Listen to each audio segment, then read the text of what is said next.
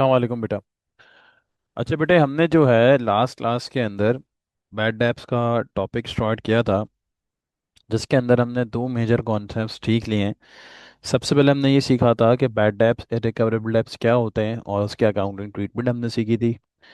इसके बाद उससे लास्ट क्लास के अंदर बेटा हमने जो है allowance for irrecoverable debts, provision for doubtful debts का कॉन्सेप्ट सीखा था और उसकी अकाउंटिंग ट्रीटमेंट डिस्कस की थी, और साथ ही साथ हमने फैक्टर्स भी डिस्कस किए थे कि हम क्यों डाउटफुल डेब्ट्स क्रिएट करते हैं या क्यों मेंटेन करते हैं। खैर, अब बेटा नेक्स्ट क्लास की तरफ बढ़ते हैं। तो आज वाली क्लास के अंदर बेटे आज हमें एक छोटा सा कॉन्सेप्ट सीखना है, और वो छोटा सा कॉन्सेप्ट सीखने के बाद इंशाल्लाह हम जो है आज इसके पास पेपर्स की भी प्रैक्टिस करेंगे मेरा बेटा। तो बेटा सबसे पहला जो कॉन्सेप्ट ये है, तो सबसे पहले हमने ये सीखा था कि प्रोविजन फॉर डाउटफुल डेब्ट्स क्या होते थे। हम प्रोविजन फॉर डाउटफुल डेब्ट्स के अंदर सामने वाले बंदे के ऊपर शक करते थे कि हमारी इतनी अमाउंट बैड डेब्ट हो सकती है, और फिर हमने ये डिस्कस किया था कि सारे के सारे प्रोविजंस एस्टिमेशंस होती हैं, कॉन्ट्रा एसेट होते हैं, बढ़ते हैं तो क्रेडिट होते हैं और कम होते हैं तो डेबिट होते हैं। और लास्टली फिर हमने ये भी डिस्कस किया था कि हम ये क्यों निकालते हैं, क्योंकि हमें दो अकाउंटिंग कॉन्सेप्ट्स को फॉलो करना होता है। Number one concept was prudence and number second was matching concept. बेटा आज वाली क्लास के अंदर हम अगर स्टार्ट करते हैं, तो बेटा साथ ही साथ एग्जामिनर आपसे ये भी कह सकता है कि सर आप जो है ना एसओएफपी का एक्सट्रैक्ट बना के दिखाओ। क्या बना के दिखाओ बेटा? एसओएफपी का एक्सट्रैक्ट। तो अगर एग्जामिनर आपको कहता है कि आपने एसओएफपी का एक्सट्रैक्ट बनाने के दिखाना है, तो आपने बेटा कुछ भी नहीं करना। आपने सिंपली पहले दो कॉलम्स बनाने।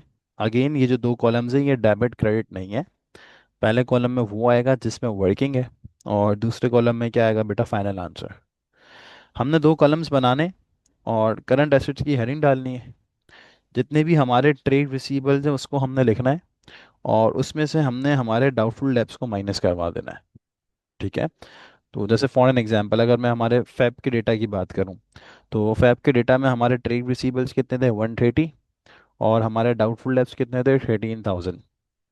तो हम क्या करेंगे? ट्रेड रिसीवेबल्स लिखेंगे और उसमें से अपने डाउटफुल डेब्ट्स को माइनस करवा देंगे।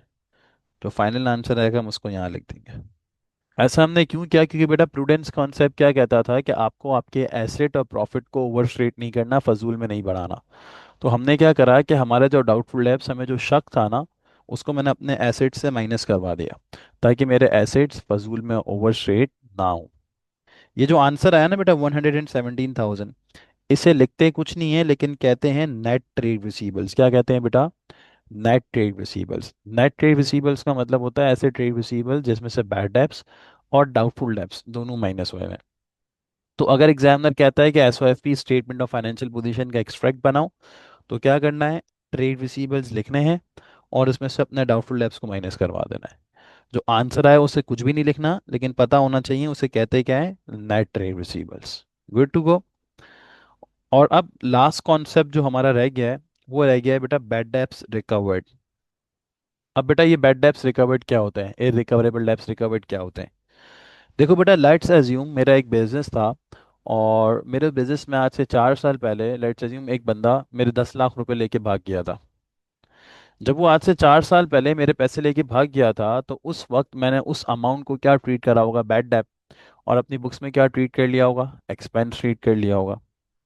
अब हुआ क्या कि 4 साल बाद अचानक वो बंदा आया और उसने मुझे बोला कि सर, जो मैं आपके पैसे लेके भागा था ना, मेरी नीयत में कोई खोट नहीं था, मेरे पास पैसा है, तो आप ये अपने पैसे ले लें। अब क्या हुआ? अनएक्सपेक्टेडली मेरे पास पैसे आ गए। आज से 4 साल पहले मैं इसको क्या ट्रीट कर चुका था? बैड डेbt। 4 साल बाद अचानक से वो पैसे मेरे पास आ गए।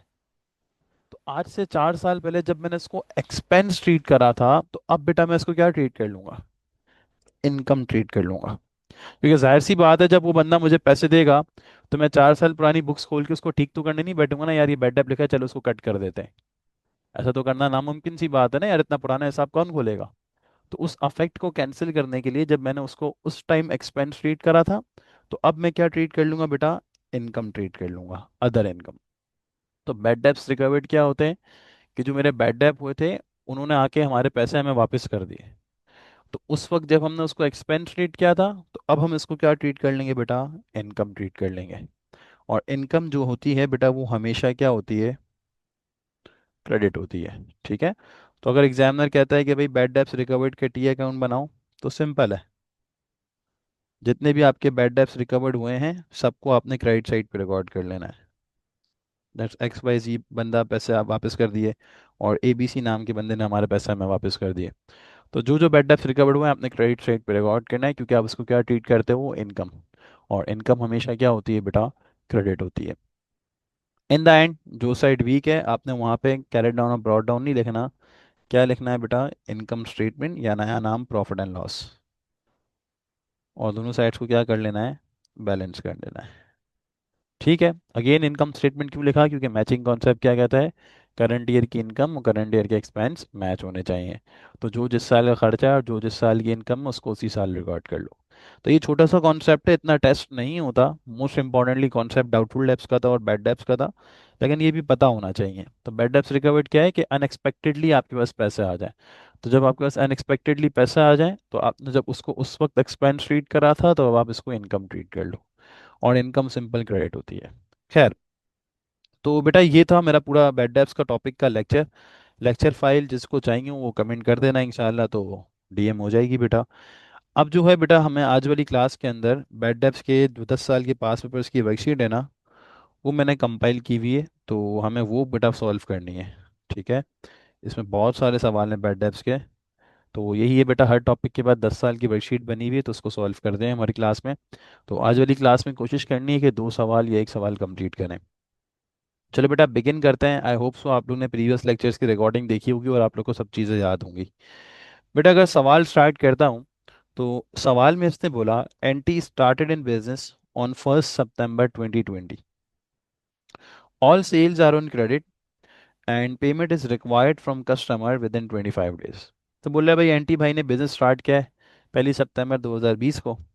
सारी सेल्स उधार पे करता है और कस्टमर को बोलता है कि पैसे 25 दिन में दे दो, लक्ष्मी फंड भाई। खैर, अब on 5th May 2021, LW, a trade receivable, was declared bankrupt and a debt of $600 was written off as irrecoverable at that date. क्या बोला, 5 मई 2021 को एल डब्ल्यू नाम का बंदा जो हमारा कस्टमर था, हमारा ट्रेड रिसीवेबल था, वो क्या हो गया बेटा, बैंक करप्ट हो गया। और हमारे 600 रुपये लेके वो भाग गया। यानी 600 रुपये से या $600 से हमारे क्या हो गए बेटा, बैड डेब्ट्स हो गए। अब जब हमारे बैड डेब्ट्स हुए, तो एग्जामिनर ने क्या रिक्वायरमेंट रखी है, एग्जामिनर ने कहा है कि आप इस केस की जर्नल एंट्री बनाओ। अगर बेटा जब बैड डेब्ट्स होते हैं तो हम बैड डेब्ट्स की क्या जर्नल एंट्री बनाते हैं, बैड डेब्ट्स होते हैं तो बिजनेस का नुकसान होता है, इसीलिए बिजनेस उसको क्या ट्रीट करता है, एक्सपेंस। और एक्सपेंस हमेशा क्या होते हैं, डेबिट होते हैं। इसलिए हम बैड डेब्ट्स को क्या कर देंगे, डेबिट। और जो बंदा हमारे पैसे लेके भाग गया उसको क्या कर देंगे, क्रेडिट। हाँ तो खैर, तो बेटा हमने क्या करा, हमने जो है वो बैड डेब्ट्स को डेबिट कर दिया, क्योंकि बैड डेब्ट्स क्या होते हैं, एक्सपेंस। और एक्सपेंस जब भी बढ़ते हैं तो हम उसको हमेशा क्या करते हैं बेटा, डेबिट कर देते हैं। अच्छा, जो बंदे हमारे पैसे लेके भाग गया उसको हम बेटा क्या कर देंगे, क्रेडिट कर देंगे। यही हमने जर्नल एंट्री बेटा सीखी थी। अच्छा, हमने इसको क्रेडिट क्यों करा, क्योंकि जो बंदा हमारे पैसे लेके भाग गया, अब उससे हमें पैसे नहीं मिलेंगे, हमारे ट्रेड रिसीवेबल्स कम हो गए। और जब ट्रेड रिसीवेबल्स कम होते हैं तो हम उसको हमेशा क्या करते हैं बेटा, क्रेडिट कर देते हैं। तो बैड डेब्ट्स डेबिट, क्योंकि हमारे एक्सपेंस बन रहे थे। और जो कस्टमर हमारे पैसे लेके भाग गया उसको हमने क्या कर दिया बेटे, क्रेडिट। क्यों, क्योंकि हमारे ट्रेड रिसीवेबल्स, हमारे एसेट्स कम हो गए बेटा। क्लियर हो गया बेटे, कोई प्रॉब्लम। अब अगर बेटा मैं नोटिस करता हूं ना, तो इसने यहाँ पे बोला narrative is required. Now what does that mean. देखो, नैरेटिव इज रिक्वायर्ड का मतलब होता है कि जो आपने एंट्री बनाई है ना, उसको आप एक्सप्लेन करो। ये जो हमने एंट्री बनाई है ना, बैड डेब्ट्स डेबिट एंड जो कस्टमर पैसे लेके भाग गया वो क्रेडिट, इसको इन वर्ड्स आप एक्सप्लेन करो। ये किसका मतलब होता है, नैरेटिव इज रिक्वायर्ड। अब कैसे एक्सप्लेन करेंगे आओ सीखते हैं। देखो बेटे, यहाँ पे मैं लिखूंगा amount owed by L W has been written off. तो मैंने क्या करा बेटा, इस एंट्री को इन वर्ड्स एक्सप्लेन कर लिया। कि अमाउंट जो मैं LW से मांगता था वो क्या हो गई, बैड डेप हो गई। Written off means bad debts हो जाना। Good seen. तो देखो बेटा इस चीज़ के 3 मार्क्स थे, 1 1 एंड 1। तो 3 मार्क्स इस तरह से टोटल बन रहे थे। कोई मसला, कोई इशू, कोई भी इशू हो प्लीज़ पूछ लेना। खैर अब आगे चलते हैं। अगर आगे चलता हूँ बेटा, तो आगे इसने कहा, in addition to the irrecoverable डेप्ट of LW, other irrecoverable debt of 4,100 were also written off during the year 31st August 2021। तो इसने बेटा ये कहा कि LW के अलावा और भी हमारे लोग पैसे लेके भाग गए। कितने पैसे लेके भाग गए बेटा? 4,100। ठीक है। आगे इसने बेटा हमें बताया कि trade receivables were 91,500 and anti decide to create a doubtful debts of 5% of trade receivables. बेटा क्रिएट का क्या मतलब होता था, याद आ रही है मेरी लेक्चर वाली बात? क्रिएट का मतलब होता था कि सर बिजनेस का पहला साल है, ऐसा ही है ना। पूरी डाउटफुल डेब्ट्स के अमाउंट को क्या ट्रीट करूंगा? एक्सपेंस। जब बिजनेस का पहला साल होता है, क्रिएट होता है, तो हम पूरी डाउटफुल डेब्ट्स के अमाउंट को क्या ट्रीट करते हैं? एक्सपेंस। अगर मुझे डाउटफुल डेब्ट्स निकालने हैं तो कैसे निकालूंगा? मेरे ट्रेड रिसीवेबल्स थे 91,500। उस पे बेटा मैं कितना परसेंट चेक कर रहा हूँ? 5%। तो बेटा अगर मैं सॉल्व करता हूँ तो मेरे पास मेरे डाउटफुल डेब्ट्स की अमाउंट आ गई 31 अगस्त 2021 की। इसका मतलब ये है कि आउट ऑफ 91,500 मुझे शक है कि 4,575 मुझे ना मिले। अब हो सकता है कि मुझे मिल भी जाए और हो सकता है ना भी मिले। खैर अब रिक्वायरमेंट पे आते हैं एग्जामिनर की। तो उसने बोला है, prepare an extract from the expenses section of entities income statement for the year ended 31 August 2021। मुझे सिर्फ और सिर्फ इनकम स्टेटमेंट का एक्सट्रैक्ट बनाना है। एक्सट्रैक्ट मीन्स टुकड़ा। और उस टुकड़े के अंदर मुझे क्या दिखाने हैं? सिर्फ और सिर्फ अपने एक्सपेंसेस दिखाने हैं। क्या दिखाने हैं? अपने एक्सपेंसेस। तो इजीली दिखा दूंगा बेटा एक्सपेंस। मेरा सबसे पहला खर्चा कौन सा हुआ था? बैड डेब्ट्स हुए थे।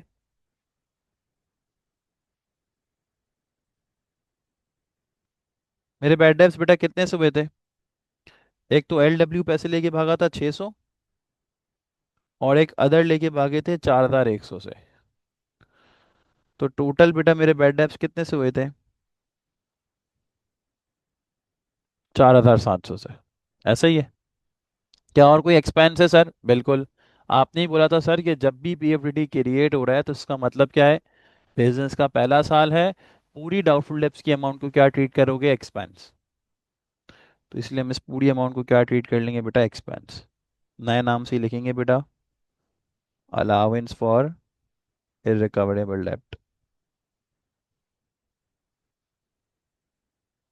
4,575। देखो बेटा, मुझे सिर्फ और सिर्फ अपना एक्सपेंस दिखाने थे। ये दोनों एक्सपेंस बेटा मैंने दिखा दिए and that is for 2 marks. Total कर भी सकते हो और ना भी करो तो कोई गम नहीं। ठीक है, गुड टू गो। कोई प्रॉब्लम, कोई मसला? तो देख रहे हो बेटा, जिसने लेक्चर अच्छे से करा होगा ना उसके लिए सारी चीज़ें आसान है। पहले उसमें केस नंबर 1 की एंट्री आई, और दूसरे उसमें क्रिएट वाला कॉन्सेप्ट आया। अब आओ थर्ड रिक्वायरमेंट पे आते हैं। अब बेटा इसने क्या कहा? अब बेटा ये कह रहा है, prepare an extract from the asset section of entities statement of financial position at 31 August 2021। मुझे क्या करना है बेटे? मुझे स्टेटमेंट ऑफ फाइनेंशियल पोजीशन का एक्सट्रैक्ट बनाना है। अब मैंने आप लोग को लेक्चर में समझाया था ना कि जब भी एग्जामिनर कहे कि SOFP का एक्सट्रैक्ट बनाओ, तो क्या करोगे? पहले 2 कॉलम्स बनाओगे। इसके बाद करंट एसेट्स की हेडिंग डाल के, जिसने लेक्चर देखा है उसको सब समझ आ रहा होगा, पहले अपने ट्रेड रिसीवेबल्स लिखोगे, और ट्रेड रिसीवेबल्स लिखते ही उसमें से अपने डाउटफुल डेब्ट्स को क्या करवाओगे बेटा? माइनस करवा दोगे। यही मैंने समझाया था। तो हमारे ट्रेड रिसीवेबल्स कितने थे? 91,500। मेरे डाउटफुल डेब्ट्स कितने हैं? 4,575।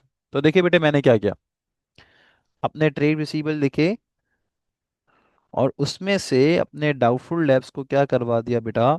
माइनस करवा दिया।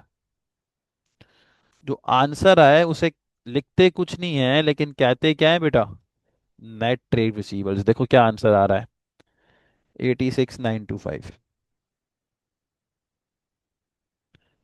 तो ये जो आंसर आया है इसे लिखते कुछ नहीं है लेकिन कहते क्या है बेटा, नेट ट्रेड रिसीवर्स। ऐसे ट्रेड रिसीवर्स जिसमें से bad debts and doubtful debts दोनों माइनस हुए हुए हैं। Good to go. अब तक लेक्चर से हट के देखो कुछ भी नहीं आया पास पेपर्स के सवाल में, 2022 का सवाल है। चलो अब आगे आते हैं। अब बेटा ये बोल रहा है during the financial year ended 31 August 2022। अब बेटा मैं यहाँ पे ब्रेक लगा रहा हूँ, देखते हैं किसका प्रेजेंस ऑफ माइंड है। यहाँ पे क्या चीज चेंज हुई है मुझे बताओ, ईयर चेंज हुआ है। भाई पहले हमने किस ईयर का काम किया, 2021। अब ये किसकी बात कर रहा है, 2022 की। साल चेंज हो गया, विच मीन्स दैट कि अब अगर इस साल में ये डाउटफुल डेब्ट्स निकालता है ना तो अब पहला साल नहीं होगा। पहले तो क्रिएट हो रहा था ना क्योंकि पहला साल था। अब अगला साल आया तो अब पहला साल नहीं होगा। अब डाउटफुल डेब्ट्स क्या होंगे बेटा, मेंटेन होंगे। और कंपैरिजन होगा, इंक्रीज होगा तो एक्सपेंस और डिक्रीज होगा तो इनकम। आओ आगे चलते हैं। आगे इसने बोला PB, a trade receivable who owed 7,000 had been declared bankrupt. On 17th of July, NT received a payment of 2,500 by check in final settlement of the debt. The remainder of the debt was written off as irrecoverable. इसने बोला कि PB जो हमारा customer था, जो हमारा trade receivable था, उससे बेटा हम कितने पैसे मांगते थे, $7,000। आउट ऑफ 7,000 बेटा उसने हमें कितने पे करे, 2,500 इन फाइनल सेटलमेंट। इसका मतलब क्या है कि 7,000 में से 2,500 रुपये आ गए, विच मीन्स दैट कि 4,500 से बेटा क्या हो गए, बैड डेब्ट्स हो गए। 4,500 से क्या हो गए बेटा, बैड डेब्ट्स हो गए। अब इधर एग्जामिनर की रिक्वायरमेंट नहीं है, लेकिन लेट्स अज्यूम अगर एग्जामिनर कहता कि इस केस की जर्नल एंट्री बनाओ, तो क्या बनाते, इधर केस नंबर 2 अप्लाई हो रहा है, याद है। बैड डेब्ट्स हुए हैं तो बैड डेब्ट्स को डेबिट कर देंगे, बैंक में पैसा आया है तो बैंक को भी डेबिट कर देंगे, एंड कस्टमर के अकाउंट को क्रेडिट कर देंगे बाय फुल अमाउंट। यही मैंने समझाया था, जितने से बैड डेप हो उसको डेबिट कर दो क्योंकि एक्सपेंस बढ़ा, जितने पैसा है उसको डेबिट कर दो क्योंकि एसेट्स बढ़ गए, और कस्टमर के अकाउंट को क्रेडिट कर दो बाय फुल अमाउंट क्योंकि ट्रेड रिसीवेबल्स कम हो गए। तो bad debt debit, bank debit and customer का अकाउंट क्रेडिट।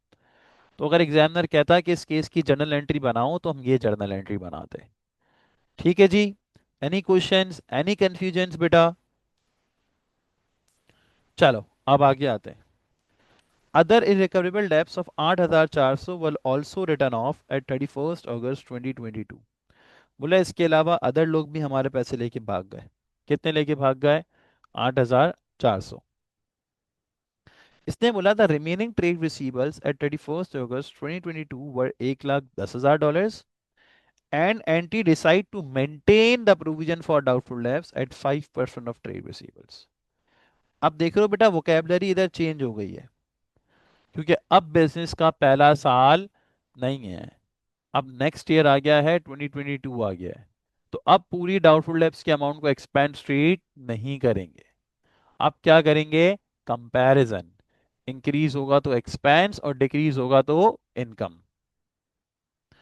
देखो मेरे ट्रेड रिसीवेबल्स कितने थे, 1,10,000।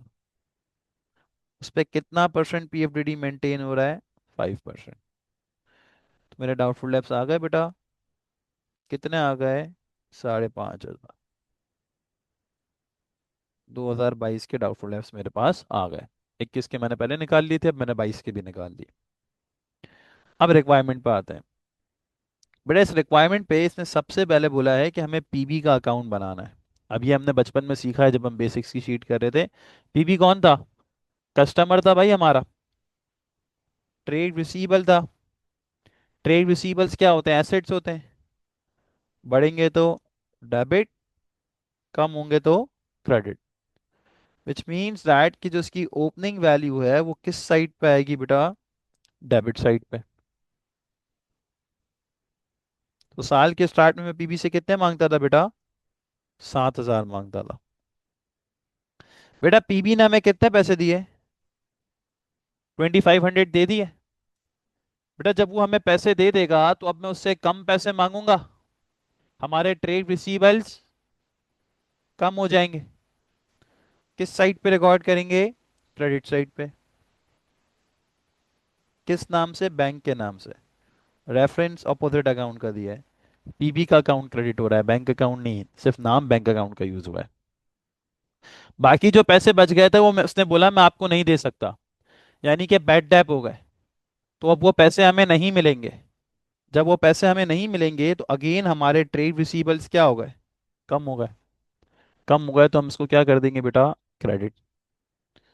तो 17 जुलाई को हमने ट्रेड रिसीवेबल्स को भी क्रेडिट कर दिया by the name of irrecoverable debt. Good scene.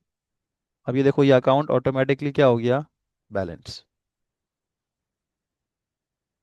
Clear हो गया भाई। एनी प्रॉब्लम, एनी कंफ्यूजन, कोई भी चीज पूछनी हो प्लीज पूछ लेना। हम नेक्स्ट रिक्वायरमेंट पे आते हैं। चलो, नेक्स्ट रिक्वायरमेंट पे बेटा इसने हमें बोला है कि आप बैड डेब्ट्स का अकाउंट बनाओ। तो मैंने आपको क्या कहा था कि जब भी हम बैड डेब्ट्स का अकाउंट बनाएंगे तो बैड डेब्ट्स क्या होते हैं, एक्सपेंस होते हैं। और एक्सपेंस हमेशा क्या होते हैं, डेबिट। तो जितने भी इस साल हमारे बैड डेब्ट्स होंगे सबको किस साइड पे रिकॉर्ड कर लेंगे, डेबिट साइड पे। 2022 है, इस साल सबसे पहले तो पीबी नाम का बंदा पैसे लेके भागा, ऐसा ही है। कितने हैं, 4,500। एक्सपेंस है तो हमने क्या कर दिया, डेबिट। क्या और कोई बैड डेप हुए हैं, बिल्कुल। कितने से हुए हैं, 8,400 से। भाई अदर लोग भी पैसे लेके भाग गए, कितने, 8,400। तो देख रहे हो बेटा, जितने भी बैड डेप्स हो रहे थे मैंने सबको किस साइड पे रिकॉर्ड कर लिया, डेबिट साइड पे। क्योंकि बैड डेप्स क्या, एक्सपेंस है, और एक्सपेंस हमेशा क्या होता है बेटा, डेबिट होता है। अब इन द एंड बेटा मैं क्या करूंगा, अकाउंट को बैलेंस करूंगा। और मैंने बोला था कि जब भी बैड डेप्स के अकाउंट को बैलेंस करेंगे तो जो साइड वीक होगी वहां पे हमने क्या लिखना है, इनकम स्टेटमेंट। तो राइट साइड वीक है, तो यहाँ पे मैं क्या लिखूंगा बेटा, इनकम स्टेटमेंट। आप लोग शॉर्ट फॉर्म नहीं यूज कर सकते, मैं यूज कर रहा हूँ, या नया नाम यूज कर लो बेटा, प्रॉफिट एंड लॉस। कितने से वीक है, 12,900 से। अब बेटा मेरी दोनों साइडें क्या हो गई, इक्वल हो गई। तो मैंने अकाउंट को क्या कर दिया, balance. Good scene. Any problem, any confusion. Last T account रह गया है। और लास्ट जो टी अकाउंट है वो बेसिकली हमें बनाना है प्रोविजन फॉर डाउटफुल डेब्ट्स का अकाउंट। अब बेटा ये क्या है, प्रोविजन है। बेटे हमने सीखा था कि सारे के सारे प्रोविजंस क्या होते हैं, कॉन्ट्रा एसेट्स। एसेट्स का वाइस वर्सा, बढ़ेंगे तो क्रेडिट, कम होंगे तो डेबिट। तो सबसे पहले बेटा मैं क्या लिखूंगा, ओपनिंग वैल्यू। तो अगर मैं 22 में खराबा हूं तो मेरा ओपनिंग ईयर कौन सा होगा, 21 का। और 2021 में हमारे डाउटफुल डेब्ट्स बेटा कितने थे, 4,575।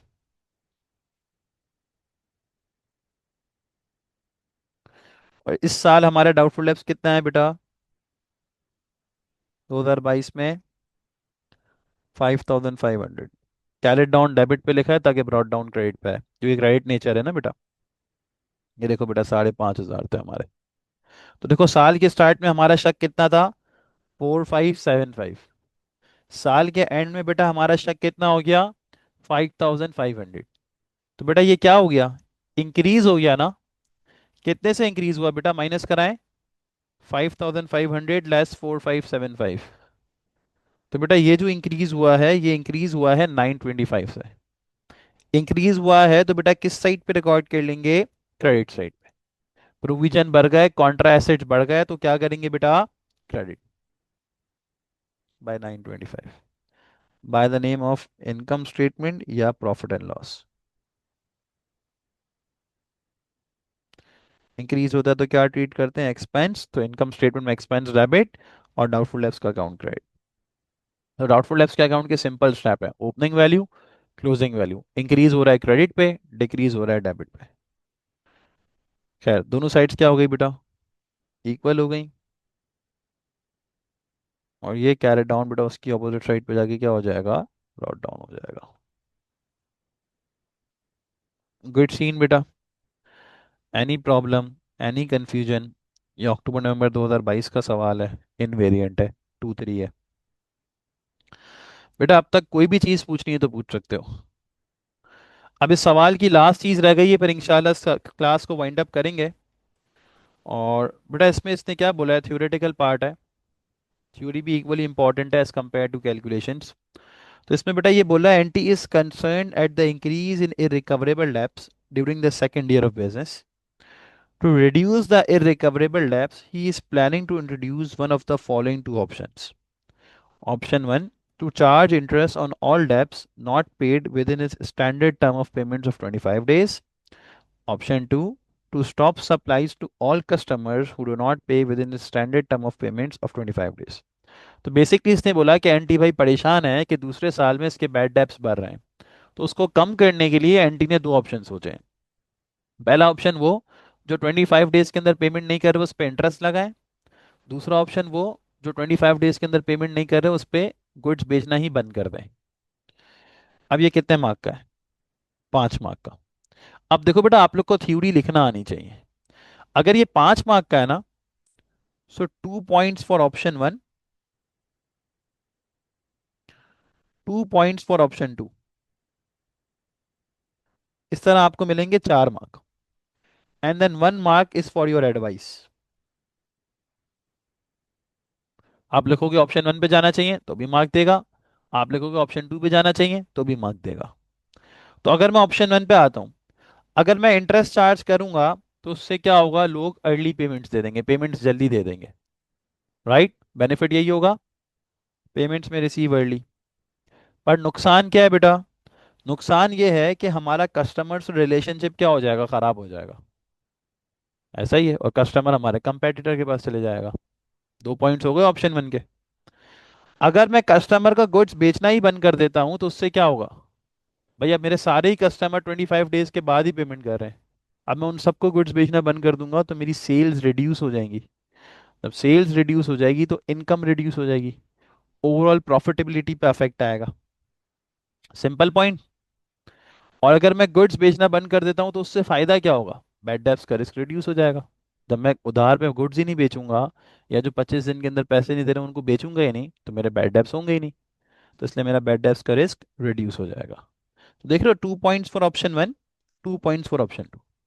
एंड फिर आप एडवाइस कर दो कि भाई जो वो फॉर ऑप्शन है, ये ऑप्शन 2, उस पर एग्जामिनर आपको फ्री का नंबर देता है। तो इसलिए कहता हूँ थ्योरी भाई लिखो, और मुफ्त का मशवरा तो दे के ही आओ, तो उसमें मुफ्त का 1 मार्क मिल जाएगा। सही है। तो खैर अब मिलते हैं इंशाल्लाह अगली क्लास में, 10 साल की वही शीट है और भी बहुत सारे सवाल कंपाइल किए हुए हैं, सारे सॉल्व करेंगे इंशाल्लाह। अल्लाह हाफिज़ भाई, ख्याल रखो।